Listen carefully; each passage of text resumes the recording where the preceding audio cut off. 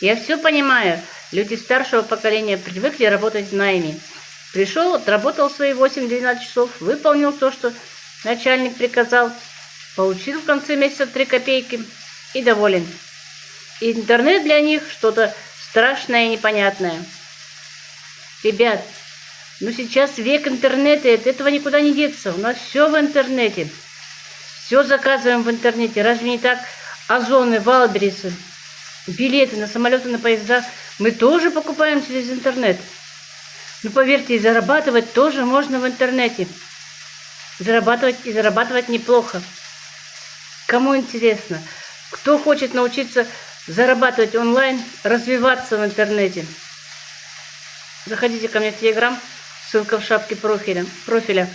Все расскажу, все покажу, все объясню. И вы поймете, что это легко и просто. И будете иметь дополнительный доход к своей пенсии, к своей зарплате.